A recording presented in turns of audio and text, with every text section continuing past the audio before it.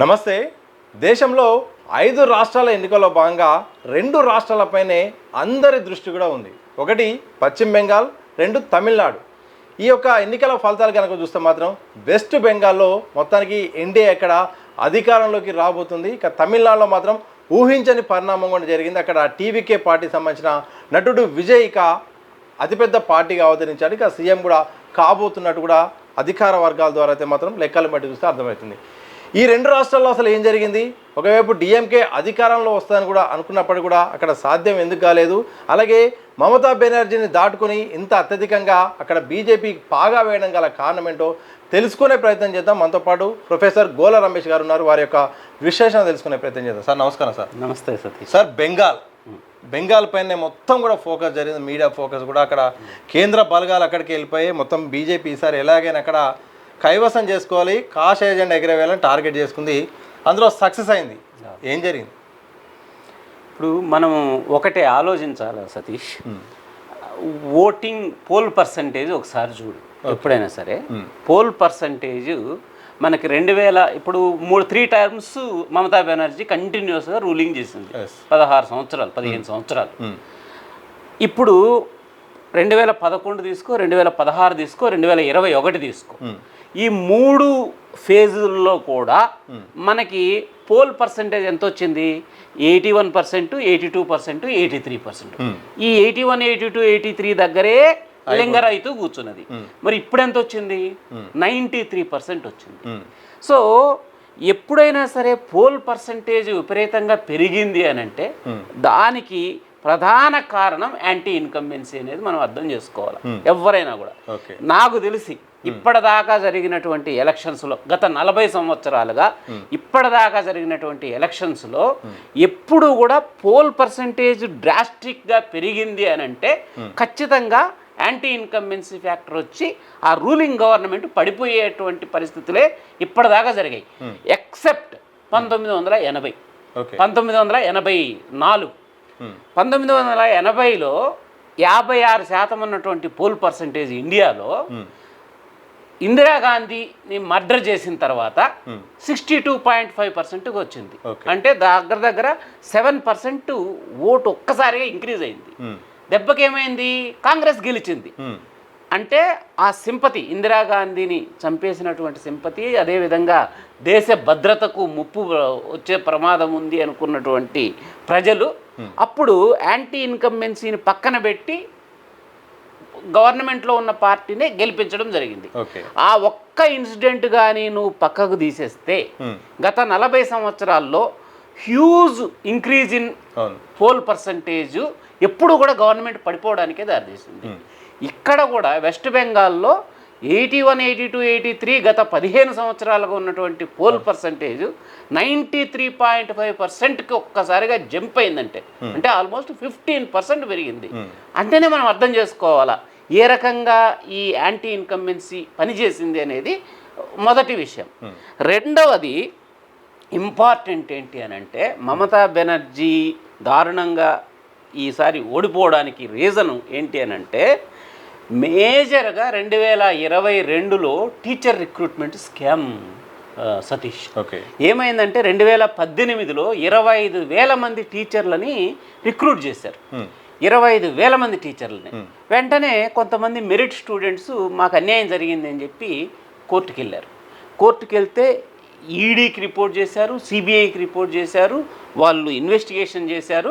2022లో Calcutta high court చాలా అన్యాయం జరిగింది, 25,000 టీచర్ పోస్టులు, చాలా ఘోరమైనటువంటి కరప్షన్ జరిగింది, ఓఎంఆర్ షీట్లు మార్చి పడేశారు, తర్వాత ర్యాంకు లిస్టుని మార్చేశారు, డబ్బులకు ఒక్కొక్కటి 10 లక్షల నుంచి 25 లక్షలకు ఒక్కొక్క పోస్ట్ని అమ్ముకున్నారు అని చెప్పి అప్పుడున్నటువంటి మినిస్టర్ని బాధ్యుడిని చేసింది కలకత్తా హైకోర్టు. సుప్రీంకోర్టుకి వెళ్ళారు, మళ్ళీ క్యాన్సల్ చేసేసారు. 2018లో జాబుల్లోకి వచ్చినటువంటి 25,000 మంది టీచర్లని 2022లో సుప్రీంకోర్టు కూడా క్యాన్సల్ చేసేసింది. హైకోర్టు చెప్పింది, దాన్నే సుప్రీంకోర్టు కూడా సమర్థించింది. అంటే 25,000 టీచర్లు అంటే 25,000 ఫ్యామిలీస్, అంటే దగ్గర మినిమం నువ్వు ఎంత వేసుకున్నా సరే 1,00,000 మంది మీద ఈ డైరెక్ట్ ఇంపాక్ట్.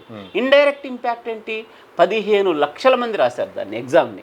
ఈ 15 లక్షల మంది అనేక సంవత్సరాలు ఈ ఎగ్జామ్కి ప్రిపేర్ అయ్యి ఈ విధంగా డబ్బులకు అమ్ముడు పోయి పేపర్లను ట్యాంపర్ చేసి ఇదంతా అయ్యేటప్పటికీ ఒక రకమైనటువంటి ఏహ్యభావం గవర్నమెంట్ మీద వచ్చింది.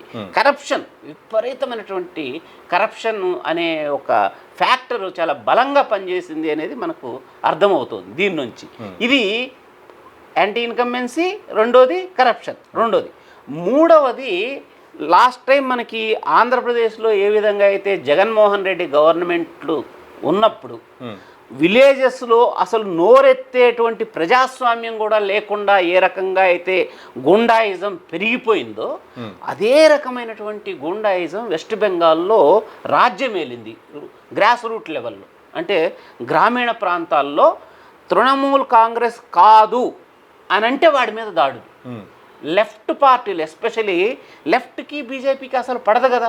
అసలు లెఫ్ట్ వాళ్ళే, లెఫ్ట్కు చాలా బలమైన ఓట్ బ్యాంక్ ఉంది ఇప్పటికీ కూడా. ఎందుకు? జ్యోతి బసు, ఆ తర్వాత బుద్ధదేవ్ భట్టాచార్య, వీళ్ళందరూ కూడా చాలా బలమైనటువంటి నెట్వర్క్ ఉన్నటువంటి రాష్ట్రం వెస్ట్ బెంగాల్. వాళ్ళే ఈ టీఎంసీ యొక్క ఆగడాల్ని, అరాచకాల్ని తట్టుకోలేక ఇమీడియట్గా వాళ్ళు బీజేపీకి సపోర్ట్ చేసేటువంటి తప్పని పరిస్థితి నెలకొన్నది అక్కడ. సో అది చాలా బలంగా పనిచేసింది బీజేపీ. రైట్, అలాంటి పరిస్థితి వచ్చింది. అంటే గ్రాస్ రూట్ లెవెల్లో గూండాయిజం, తృణమూల్ కాంగ్రెస్ యొక్క గూండాయిజం పెచ్చరెళ్ళిపోయింది. సేమ్ జగన్మోహన్ రెడ్డి గవర్నమెంట్లో ఎట్లయితే మనం ఆంధ్రప్రదేశ్లో చూసామో అదే రకమైనటువంటి భీతావహ వాతావరణం వెస్ట్ బెంగాల్లో ఇదయింది. ఇది మూడవ ఫ్యాక్టర్. నాలుగవ ఫ్యాక్టర్ ఏంటంటే సతీష్, ఇప్పుడు ఈ లక్ష్మీ భాండార్ అని చెప్పి ఈ మమతా బెనర్జీకి బలమైనటువంటి ఓట్ బ్యాంక్ ఏది? మహిళా ఓట్ బ్యాంక్. 50% మహిళలు ఉన్నారు అక్కడ. 50% మహిళా ఓట్ బ్యాంకుకి ఈసారి బీజేపీ చాలా దారుణమైన దెబ్బ కొట్టింది. మెయిన్ స్కీమ్ ఏంటి మమతా బెనర్జీది? లక్ష్మీ భాండార్ అనేటువంటి స్కీమ్. దాంట్లో 2 కోట్ల మంది మహిళలకి వాళ్ళకి డైరెక్ట్ క్యాష్ బెనిఫిట్ స్కీమ్ ఉంది, క్యాష్ ట్రాన్స్ఫర్ బెనిఫిట్ స్కీమ్. అంటే ఏంటి అని అంటే 500 నుంచి 1000 రూపాయల వరకు కూడా నెలకి టెన్షన్గా మహిళా బ్యాంక్ అకౌంట్లో పడిపోతుంది. అది చాలా ఫేమస్ అనమాట. మహిళా ఓటర్లందరూ కూడా సాలిడ్ సపోర్టు మమతా బెనర్జీకి. ఈసారి దానికి కౌంటర్గా బీజేపీ ఏం చేసింది అని అంటే, మేము ఇప్పుడు ఈ లక్ష్మీ భాండార్ స్కీమ్లో 3000 రూపాయలు క్యాష్ ట్రాన్స్ఫర్ చేస్తాం. ఒక్కొక్క మహిళకి 3000 డైరెక్ట్గా, 5-6 వంతులు. 1000 రూపాయలంటే 3 times, 500 రూపాయలంటే 6 times. So 3000 rupees cash transfer చేస్తాము అని చెప్పి బీజేపీ చాలా ఛాలెంజింగ్గా తీసుకున్నది. సో అదొక ఇంపాక్ట్ పడ్డది. తర్వాత 5th వన్ ఏంటి అంటే రీజను, ఇప్పుడు స్వదేశ్ ఖాళీ అనేటువంటి ఒక ఉద్యమం జరిగింది, మీకు గుర్తుందో లేదో. స్వదేశ్ ఖాళీ అనేటువంటి ఉద్యమం ఏంటి అని అంటే, ఒక డిస్ట్రిక్ట్లో 24 పరగనాస్ డిస్ట్రిక్ట్ అది వెస్ట్ బెంగాల్లో. అక్కడ లోకల్గా ఉన్నటువంటి ఈ TMC political leaders, political supporters అక్కడ విలేజ్ల్లో ఉన్నటువంటి అందరి భూములన్నీ లాగేసుకొని వాళ్ళు అడ్డు తిరిగితే అక్కడ ఉన్నటువంటి లేడీస్ని సెక్సువల్గా హెరాస్ చేసి లోకల్ పొలిటికల్ లీడర్స్ తోటి బెదిరించి పోలీసు వాళ్ళతోటి కుమ్మక్కయ్యి చాలా పెద్ద గొడవ అయింది. అది మొత్తం దేశం మొత్తం మీద పెద్ద ఇష్యూ అయింది స్వదేశీ ఖాళీ మూమెంట్ అని చెప్పి. అప్పుడు ఇండియన్ ఎక్స్ప్రెస్ కానీ, టైమ్స్ ఆఫ్ ఇండియా కానీ, హిందూ కానీ ఇవన్నీ కూడా మెయిన్ పేపర్స్లో చాలా రోజులు ఆ ర్యాలీస్ మూమెంట్ అంతా జరిగింది. దాంతో ఈ చెప్పాను కదా లోకల్గా గుండాయిజం పెరిగిపోయిందని, ఆ రకంగా టీఎంసీ క్యాడర్స్ ఏవైతే ఉన్నాయో వాళ్ళు వీళ్ళ పార్టీ కాదనుకున్నటువంటి వాళ్ళ భూములన్నీ లాగేసుకొని వాళ్ళని సెక్సువల్గా ఉమెన్ని హెరాస్ చేసి భయభ్రాంతులకు గురి చేసి లోకల్ పోలీసు వాళ్ళతోటి కుమ్మక్కైపోయి లోకల్ పొలిటికల్ లీడర్స్ తోటి కుమ్మక్కైపోయి వీళ్ళు అరాచకాలు చేయడంతో అది రాష్ట్రం మొత్తం మీద పెద్ద ఉద్యమంగా ఉధృతంగా జరిగి చాలా పెద్ద గొడవైంది. దాంతో ఈ మహిళల్లో ఈ 3000 క్యాష్ ఇస్తాము అనేది ఒక అట్రాక్షన్ అయితే, ఇంకొక సైడు ఉమెన్ ఇష్యూ, ఉమెన్ ఈ విధంగా హెరాస్ చేయడము అనేది బాగా ఒక పెద్ద మేజర్ ఫ్యాక్టర్ కింద టర్న్ అయింది. ఇది కాకుండా నీకు తెలుసు RG Kar medical student rape and murder ఉంది కదా, దాంతో కూడా ఈ మహిళా భద్రత పట్ల మహిళా ఓటర్లలో టీఎంసీ పట్ల ఒక రకమైనటువంటి విముఖత స్టార్ట్ అయింది. సో ఇదొక రీజన్ కింద మనం చూసుకోవచ్చు. ఇవన్నీ ఒక ఎత్తు అయితే ఇంకొక ఇంపార్టెంట్ ఫ్యాక్టర్ ఏంటి అని అంటే 2021లో బీజేపీకి నెట్వర్క్ లేదబ్బా. బీజేపీ ఎప్పుడు స్టార్ట్ అయింది? 2016 నుంచి స్టార్ట్ అయింది, అంతే కదా. 2016లో 10% ఓట్ షేర్ తోటి బీజేపీ ప్రస్థానం ప్రారంభించింది. 2021కి వచ్చేటప్పటికి లెఫ్ట్కి బూత్ మేనేజ్మెంట్ నెట్వర్క్ ఉంది కానీ తృణమూల్ కాంగ్రెస్ ఎట్లాగో ఎస్టాబ్లిష్డ్, బీజేపీకి బూత్ లెవెల్ మేనేజ్మెంట్ నెట్వర్క్ లేదు. కానీ ఈసారి అమిత్ షా నరేంద్ర మోడీ ఆధ్వర్యంలో ఆ భూపేష్ పటేల్ అనుకుంటా అతని పేరు, ఏది బీజేపీ చీఫ్ ఎవరైతే వెస్ట్ బెంగాల్కు ఉన్నాడో, అతను ఏం చేశాడంటే ఈసారి బూత్ లెవెల్ మేనేజ్మెంట్ని పటిష్టం చేయడం కోసం పోలింగ్ ఏజెంట్స్కి, నువ్వు నమ్ముతావా, పోలింగ్ ఏజెంట్స్కి ఓరల్ అండ్ రిటర్న్ టెస్ట్ పెట్టి సెలెక్ట్ చేసుకున్నారు ఏజెంట్లని. ఓకే, రిటర్న్ టెస్ట్ అంటే బీజేపీ ఒక పోలింగ్ ఏజెంట్గా ఆ బూత్లో పనిచేయాలంటే వాడికి ఒక ఎగ్జామ్, అందరినీ పిలిచి ఎగ్జామ్ పెట్టి అందులో పాస్ అయిన వాడిని ఏజెంట్ కింద తీసుకున్నారు. స్కిల్డ్ అంటే బీజేపీ ఎందుకు ఇన్ని ఎలక్షన్స్ గెలుస్తోంది అనడానికి ఇది ఒక మేజర్ ఉదాహరణ. వాళ్ళు గ్రాస్ రూట్ లెవెల్లోకి వెళ్ళి పనిచేస్తారు అబ్బా బీజేపీ. ఇప్పుడు ఉత్తరప్రదేశ్లో కూడా మాయావతి ఫ్యాక్టర్ని తగ్గించేసి ఎస్సీలని, వాళ్ళ మాయావతి క్యాస్ట్ ఉంది, దాని పేరు గుర్తు రావట్లేదు నాకు, జాటువాసో ఏదో. సో ఆ క్యాస్ట్ని ఎలాగూ మాయావతికి సపోర్ట్ చేస్తారని ఆ క్యాస్ట్ను వదిలేసి మిగతా ఏవైతే చిన్న చిన్న ఎస్సీ గ్రూపులు ఉంటాయో వాటన్నిటినీ కూడా పోల్ మేనేజ్మెంట్ చేసి వాళ్ళందరినీ కూడా దగ్గరికి చేసి దారుణమైన దెబ్బ కొట్టారు బీఎస్పీకి ఈ బీజేపీ వాళ్ళు. అంటే వాళ్ళు అంత మైక్రో లెవెల్ మేనేజ్మెంట్ చేస్తుంది BJP, expert in micro level booth level management. అదే స్ట్రాటజీ ఇక్కడ చేసి బూత్ లెవెల్ స్ట్రక్చర్ని ఇంప్రూవ్ చేసి బీజేపీ ఈరోజు చాలా అనూహ్యంగా జస్ట్ వాళ్ళు ఇప్పుడు 2016లో ఎంటర్ అయ్యారు, 10 ఏళ్లలోనే వాళ్ళు ఆల్మోస్ట్ నాకు తెలిసి 45% ఓట్ షేర్ రాబోతుంది. నాకున్న సమాచారం ప్రకారం ఆల్మోస్ట్ 45% ఓట్ షేర్ని ఈరోజు వాళ్ళు గ్రాప్ చేయబోతున్నారు అని అంటే, సో ఇవన్నీ కూడా ఫ్యాక్టర్స్ అనమాట వెస్ట్ బెంగాల్లో బీజేపీ ఈ విధంగా రూల్ చేయడానికి. మరి ఇదే సందర్భంలో ఒక 2 అంశాలు సార్. ఒకటి ఎస్ఐఆర్ తీసుకురావడానికి కూడా పెద్ద ఎత్తున బాగా వ్యతిరేకించింది, అంతా మొత్తం ఓటు చోరీ జరుగుతుందని బాగా ప్రచారం చేసింది. మరోవైపు బెంగాలీ సెంటిమెంట్ కూడా బాగా హైలైట్ చేసింది. బెంగాలీలో ఎప్పుడు కూడా మనము ఢిల్లీకి దాసోహం కాకూడదు, ఢిల్లీ నుండి వాళ్ళు వస్తారు, వాళ్ళకు ఎట్టి పరిస్థితుల్లో మనం అవకాశం ఇవ్వద్దంటూ కూడా ఒక లోకల్ సెంటిమెంట్ను గట్టిగా రెచ్చగొట్టేప్పుడు కూడా ఎన్నికల్లో ఓటింగ్పై అసలు ప్రభావం చూపలేదు. అదే ప్లస్ అనుకున్నది అదే మైనస్ అయింది ఆమెకి. నువ్వు అన్నది correct. Special intensive revision sir అనే దాని ద్వారా ఆల్మోస్ట్ వెస్ట్ బెంగాల్లో 13% ఓట్లు డిలీట్ చేసింది బీజేపీ అనకూడదు, ఎలక్షన్ కమిషన్. కానీ ఎలక్షన్ కమిషన్ వెనక ఎవరున్నారనేది మనందరికీ తెలుసు. 13% ఓట్లను డిలీట్ చేస్తే మమతా బెనర్జీ రకరకాల గొడవలు చేసి, ర్యాలీలు చేసి, ప్రొటెస్టులు చేసి ఆల్మోస్ట్ 25 లక్షల మంది ముస్లిం ఓటర్స్ని మళ్ళీ జాయిన్ చేయించింది. వాళ్ళ ఓటర్స్ లిస్టులో తప్పులున్నాయి, వాళ్ళ పేర్లలో తప్పులున్నాయి, మిస్ మ్యాచ్ అవుతున్నాయని చెప్పి దాదాపుగా 1,10,00,000 మంది ఓటర్లను తీసేసారు ఎలక్షన్ కమిషన్ సర్ పేరు మీద. సో 1,10,00,000 మందిని తీసేస్తే ఆల్మోస్ట్ 25 లక్షల మందిని మళ్ళీ ముస్లిం ఓటర్స్ని ఏమో ఎన్రోల్ చేయించింది. వాళ్ళ దగ్గరుండి వాళ్ళ ఓటర్స్ లిస్టులో వాళ్ళ పేర్లు మిస్ మ్యాచ్లు ఉంటే అవన్నిటిని సరిచేసి ఇదంతా చేసింది. చేయడంతో ఏమైంది, ఈమె టైం అంతా ఆ సర్ మీద ఫైట్ చేసుకోవడమే అయిపోయింది తప్ప స్టేట్లో ఎలక్షన్ మీద కాన్సన్ట్రేట్ చేసే టైం లేకుండా అయిపోయింది. ఇదొక వ్యూహము. ఇదొకటి. రెండోది ఏమైంది, ఇప్పుడు సువేందు అధికారి భవానీపూర్లో డైరెక్ట్గా కంటెస్ట్ చేశాడు. ఎవరు? మమతా బెనర్జీ మీద. 2021లో ఆల్రెడీ నందిగ్రామ్లో మమతా బెనర్జీ ఓడిపోయింది, చాలా బ్యాడ్ అయిపోయింది. పార్టీ గెలిచింది, ఆమె ఓడిపోయింది. అప్పుడే చాలా సెట్ బ్యాక్ అయింది ఆమెకి. ఈసారి ఎట్టి పరిస్థితుల్లో నేను గెలవాలి అనే పట్టుదలతో మమతా బెనర్జీ ఉండడం వల్ల భవానీపూర్ మీద ఎక్కువ కాన్సన్ట్రేషన్ మొదలుపెట్టింది. దానివల్ల మిగతా స్టేట్ అంతా కూడా ఆమె కాన్సన్ట్రేషన్ లెవెల్స్ తగ్గిపోయినాయి. ఎందుకు అసలు ఈ ట్రెండ్ ఎప్పుడు స్టార్ట్ అయింది? అరవింద్ కేజ్రీవాల్ అప్పుడు ఢిల్లీ ఎలక్షన్స్లో డైరెక్ట్గా శీలా దీక్షిత్ నియోజకవర్గంలోనే పోటీ చేశాడు. పోటీ చేసి శీలా దీక్షిత్ని ఓడించాడు. సో అట్లా ఒక చీఫ్ మినిస్టరియల్ క్యాండిడేట్ మీదనే పోటీ చేసే ట్రెండ్ కేజ్రీవాల్ తీసుకొచ్చాడు. ఆ తర్వాత ఎవరు పెద్దగా పట్టించుకోలే. కానీ ఈ సువేందు అధికారి ఏకంగా మమతా బెనర్జీ మీదే నందిగ్రామ్లో పోటీ చేసి గెలవడంతో చేయించింది. ఈసారి ఎట్టి పరిస్థితుల్లో భవానీపూర్ సీట్ని నేను దక్కించుకోవాలా అని చెప్పి మమతా బెనర్జీ భవానీపూర్ మీద ఎక్కువ కాన్సన్ట్రేట్ చేసింది. దీనివల్ల ఆమెకి స్టేట్ మొత్తం కూడా కాన్సన్ట్రేట్ చేసేటువంటి టైము, ఆ స్ట్రాటజీస్ని ఇంప్లిమెంట్ చేసేంత టైము లేకుండా అయిపోయింది. తర్వాత ఈ వెస్ట్ బెంగాల్లో నువ్వు చూస్తున్నావు కదా, ఈ మధ్యకాలంలో ఎప్పుడు చూసినా వైలెన్స్, వెస్ట్ బెంగాల్లో గొడవలు, వైలెన్సు, అదేవిధంగా ఈ డెమోక్రసీ ప్రమాదంలో ఉందా అనే విధంగా ఇప్పుడు సెంట్రల్ గవర్నమెంట్ నుంచి సిబిఐ వాళ్ళు ఒకరిని అరెస్ట్ చేయడానికి పోతే స్టేట్ గవర్నమెంట్ పోలీసు వాళ్ళు వాళ్ళని అడ్డుకుంటారు. అంటే రాజ్యాంగ సంక్షోభం తలెత్తుతుందేమో అనేటువంటి పరిస్థితి వెస్ట్ బెంగాల్లో ఫస్ట్ టైం. నీకు ఎక్కడ ఏ స్టేట్లో ఇండియాలో ఆ రకమైనటువంటి పరిస్థితి లేదు.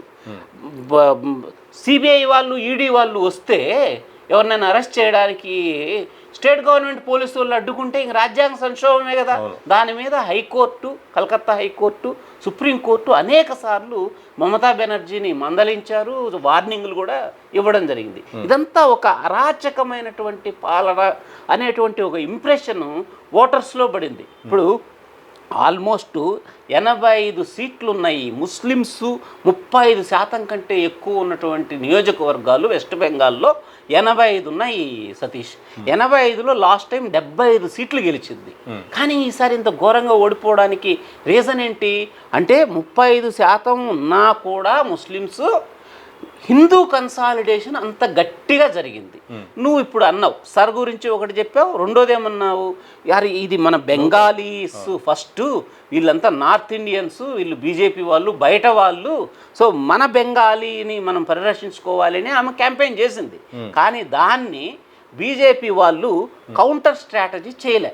ఎందుకు అదే కౌంటర్ స్ట్రాటజీ చాలా గట్టిగా చేశారు బీజేపీ వాళ్ళు. ఏంటి, ఫిష్ ఏమని చెప్పింది మమతా బెనర్జీ, ఫిష్ తినం మేము, ఈ బీజేపీ వాళ్ళు వస్తే ఫిష్ తిననివ్వరు, మన ఆహారపు అలవాట్లే మార్చేస్తారు, మన కల్చర్నే మార్చేస్తారు అని చెప్పి మమతా బెనర్జీ చెప్పడం జరిగింది. అయితే దానికి కౌంటర్గా బీజేపీ వాళ్ళు ఏం చేశారు, వాళ్ళ లీడర్స్ అంతా వచ్చి వెస్ట్ బెంగాల్కి వచ్చి ఫిష్ తినడము, మేము వెస్ట్ బెంగాల్ ఆహారపు అలవాట్లని ఏ విధంగానూ మార్చము అని చెప్పి వాళ్ళు మేనిఫెస్టో చేశారు. ఎప్పటికప్పుడు కౌంటర్ చేసుకుంటూ ఆ ఫిష్ తినడం ఇవన్నీ చేశారు. సో అది నమ్మలే జనాలు. అవుట్ సైడర్స్ వీళ్ళు, బెంగాలీ కల్చరుని మనల్ని మనం ప్రొటెక్ట్ చేసుకోవాలా, ఇవన్నీ కూడా కొంత ఇంపాక్ట్ అయితే ఉంటుంది. కానీ బెంగాలీస్లో ఈ లోకల్ అరాచకం బాగా ఎక్కువైపోయింది. తర్వాత కరప్షన్ అనేది వెస్ట్ బెంగాల్లో టూ మచ్ అయిపోయింది సతీష్. ఏ పని చేయాలి అన్నా సరే డబ్బులు ముట్టజెప్పందే పని జరిగేటువంటి పరిస్థితి వెస్ట్ బెంగాల్లో లేకుండా అయిపోయింది. సో ఈ పరిణామాలన్నీ కూడా టీఎంసీ యొక్క డిఫీట్కి, అపజయానికి కారణమైంది. బీజేపీ అక్కడ జెండా ఎగరేయడానికి ఇవన్నీ కూడా దోహదపడ్డాయి. సార్ మరి ఇంత జరిగిన తర్వాత ఇప్పుడు ఎన్డీఏ అక్కడ అధికారాన్ని కూడా కైవసం చేసుకోబోతుంది, ప్రభుత్వాన్ని కూడా ఏర్పాటు చేసుకోబోతుంది. మరి ఇన్ని హామీలు ఇచ్చారు బీజేపీ, ఇప్పటివరకు కూడా బెనర్జీ హయాంలో నడిచింది. మరి ఇప్పుడు ఎట్లా ఉండే అవకాశం ఉంటుంది, అక్కడున్న పరిస్థితులు వేరే ఉంటాయి. బీజేపీ అయితే ఇప్పుడు మొత్తానికి ఇక్కడ కైవసం చేసుకుంది, వాతావరణం ఎట్లా ఉండబోతుంది? చూడు సతీష్, మనకు నచ్చినా నచ్చకపోయినా ఒకటైతే వాస్తవం ఏంటంటే బీజేపీ ఎంటర్ అయింది అని అంటే అంత ఈజీగా ఆ స్ట్రాంగ్ హోల్డ్ని పోగొట్టుకోదు. ఇక ఇది కంటిన్యూ అవుతుంది వెస్ట్ బెంగాల్లో. ఎందుకంటే బీజేపీ పోలింగ్ స్ట్రాటజీ ముందు అసలు నువ్వు ఏం చేసినా అంటే దేశంలో రెండు పార్టీలు దేశభక్తికి మారుపేరు, డిసిప్లిన్కి మారుపేరు. ఆ రెండు ఏంటి, ఒకటి సిపిఎం, రెండు బీజేపీ, అంటే ఆర్ఎస్ఎస్ బ్యాక్డ్ బీజేపీ. వీళ్ళిద్దరూ చాలా కమిటెడ్ అబ్బా, చాలా డిసిప్లిన్డ్. మంచా చెడ అనేది పక్కన పెడదాం, వీళ్ళకున్నంత ఈ కమిట్మెంట్ కానీ నిబద్ధత కానీ ఇంకెవరికీ ఉండదు. సో బీజేపీ అడుగు పెట్టింది అని అంటే అక్కడి నుంచి మళ్ళీ దాన్ని వెనక్కి తీసుకురావడం అనేది చాలా కష్టమైన పని. డెఫినెట్గా బీజేపీ వెస్ట్ బెంగాల్లో ఈ ఎలక్షనే కాదు నెక్స్ట్ ఎలక్షన్ కూడా రూల్ చేస్తుందనే నేనైతే నమ్ముతున్నా. వాళ్ళు దే ఆర్ ఎక్స్పర్ట్స్. అస్సాం చూడు ఎట్లా పోతుంది, యూపీ చూడు ఎట్లా పోతుందో, మధ్యప్రదేశ్ చూడు, ఛత్తీస్గఢ్ చూడు, నీ ఏ స్టేట్ చూసినా సరే ఒకసారి అడుగు పెట్టింది అని అంటే వాళ్ళు అంత కష్టపడతారు. వాళ్ళు అమిత్ షా కానీ లేకపోతే ఎవరైనా చూడు, ఏ మినిస్టర్ చూసినా ఎన్నిసార్లు వస్తారు. అదే మన వాళ్ళు వస్తారా, రాహుల్ గాంధీ అండ్ అదర్స్ ఉన్నారు కదా, వాళ్ళు ఎన్నిసార్లు వస్తుంటారు క్యాంపెయిన్కి, వీళ్ళు ఎన్నిసార్లు వస్తుంటారు ఒకసారి చూడు. సో డెఫినెట్గా BJP is going to rule for decades in west Bengal. Sir దీని ఇంపాక్ట్ దేశం పైన ఉంటుందా? చాలామంది కూడా అనుకున్నారు బెంగాల్లో గెలుపు ఓటములు బట్టి దేశంలో జరిగే నెక్స్ట్ ఎన్నికల పైన కూడా ఆధారపడి ఉంటుంది. ఒకవేళ బెంగాల్లో ఎన్డీఏ కనుక ఓడిపోతే మాత్రం నెక్స్ట్గా పతనానికి దారి పడ్డట్టే అని కూడా ప్రచారం జరిగింది. ఈ సందర్భంలో ఇప్పుడు ఎన్డీఏ కూటమి అక్కడ గెలిచింది. దీని ప్రభావం భవిష్యత్తులో వాళ్ళకు ఏ రకంగా కలిసే అవకాశం? సతీష్, ఇప్పుడు ఒక్క వెస్ట్ బెంగాల్లో ఒకవేళ ఓడిపోయినా బీజేపీ ఏదో అయిపోతుంది అనేది తప్పు. ఎందుకంటే నార్త్ ఇండియాలో బీజేపీ, ఇది east side, east India. So east ఇండియాలో ఒక్క వెస్ట్ బెంగాల్లో ఓడిపోయినంత మాత్రాన బీజేపీకి ఏదో అయిపోయేది అనుకోవడం తప్పు. కానీ ఇప్పుడు గెలిచింది కాబట్టి అసలు గొడవే లేదు. ఇప్పుడు రాహుల్ గాంధీకి ఎన్డీఏ కూటమికి కొంచెం స్ట్రాంగ్ సపోర్టర్స్ ఎవరు? స్ట్రాంగ్ సపోర్టర్స్ అంటే ఎక్కడ ఏమి వీళ్ళు ఇది చేయాలి గెలవాలి అని స్టాలిన్, మొన్న మహిళా రిజర్వేషన్ బిల్లులో స్టాలిన్ కానీ మమతా బెనర్జీ కానీ వీళ్ళంతా స్ట్రాంగ్గా ఇండియాకి సపోర్ట్ చేసి దాన్ని ఓడించారు. సో ఇప్పుడు స్టాలిన్ పోయా, అదేవిధంగా మమతా బెనర్జీ పోయా. సో కంప్లీట్గా ఇండియా కూటమి బాగా బలహీనం అయిపోయినట్లే కదా డైరెక్ట్గా. డెఫినెట్గా 2029 నాకు తెలిసినంత వరకు 90% ఎన్డీఏ ఏ ఇబ్బంది లేకుండా మళ్ళీ రావడానికి పుష్కలమైనటువంటి అవకాశాలు ఉన్నాయి ఈ ఎలక్షన్స్ మ్యాండేట్ కానీ మనం చూసినట్లయితే. Okay, thank you very much sir. ఇది మొత్తంగా పశ్చిమ బెంగాల్ విషయంలో మాత్రం హోరాహోరీ ఫైట్ అయితే కొనసాగింది. టీఎంసీ వర్సెస్ ఎన్డీఏలాగా కొనసాగింది. దాదాపు ఇక నెక్ టు నెక్ ఫైట్ వస్తా అనుకున్నారు, కానీ ఊహించిన దానికంటే ఎక్కువ కూడా అక్కడ బీజేపీ పాగా వేసింది. మొత్తానికి అయితే మాత్రం మమతా బెనర్జీకి ఓటర్లు అయితే మాత్రం ఈసారి పక్కన పెట్టారు. ఇక అక్కడ మొత్తానికి కమలం జెండా అయితే మాత్రం అధికార పీఠంపై ఎగరబోతుంది. చూడాలి మరి పశ్చిమ బెంగాల్ భవిష్యత్తు ఎలా ఉంటుంది, ఆ తర్వాత జరిగే పరిణామాలు కూడా చాలా ఆసక్తికరంగా మారుతున్నాయి. ఏదేమైనప్పటికీ 5 రాష్ట్రాల ఎన్నికల్లో భాగంగా బెంగాల్లో బీజేపీ సాధించిన విజయం అనేది ఒక బిగ్ విక్టరీగా అందరైతే మాత్రం మాట్లాడుకుంటూ, ఇదే సందర్భంలో ప్రొఫెసర్ గోల రమేష్ గారు అయితే మాత్రం మమతా బెనర్జీ 15 ఏళ్ల పాటు అధికారంలో ఉన్నప్పుడు కూడా ఓటమికి గల కారణాలు అయితే మాత్రం ఒక్కొక్క పాయింట్ వైజ్గా విశ్లేషణ చేసే ప్రయత్నం చేస్తారు. చూడాలి మరి భవిష్యత్తులో మరి టీఎంసీ పుంజుకుంటుందా, లేకపోతే యథావిధిగా ఎన్డీఏ మరోసారి కూడా అక్కడ అధికారంలోకి వస్తుందని మాత్రం భవిష్యత్తులో అక్కడి ఓటర్ల నాడిని బట్టి అయితే మాత్రం అర్థమయ్యే అవకాశం అయితే కనిపిస్తుంది. చూస్తూనే ఉండండి దిశ టీవీ.